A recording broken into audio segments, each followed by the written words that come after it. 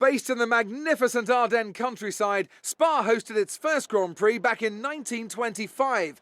This historic track is loved by drivers and fans alike. So it's welcome to the Belgian Grand Prix.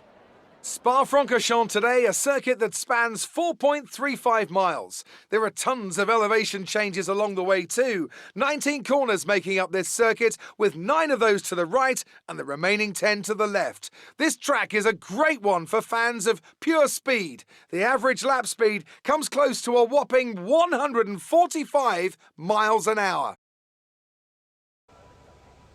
And as always, a man with plenty of racing experience joins me in the commentary box. Today it's Anthony Davidson. Tell me, Ant, you're no stranger to surviving the melee of turn 1. So how do you keep out of trouble when there's so much going on around you? Well, the throttle goes both ways, Crofty.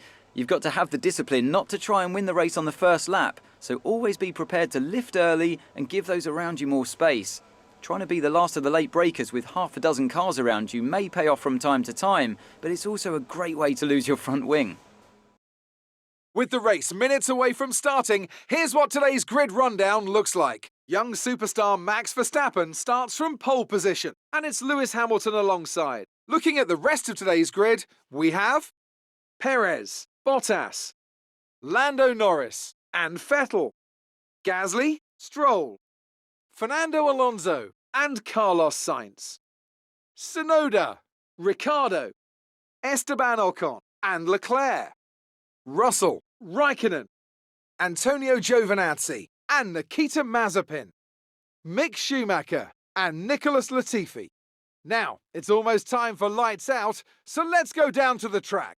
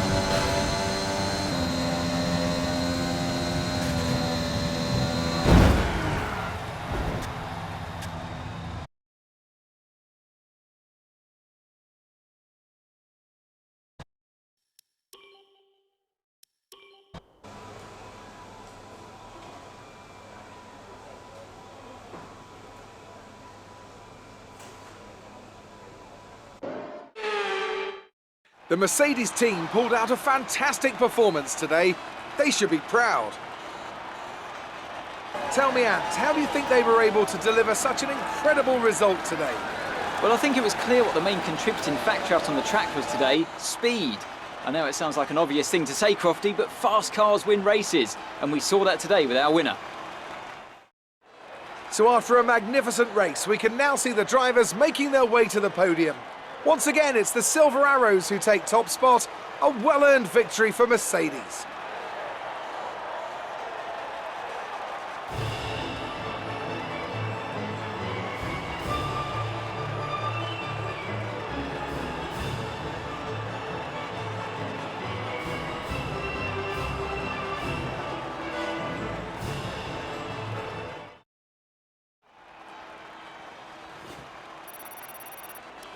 So, Anthony Davidson, who would you rank as your driver of the day? Well, Crofty, Daniel Ricciardo would have to be my driver of the day. It's less about what he did right, but how little he did wrong. Perfect driving.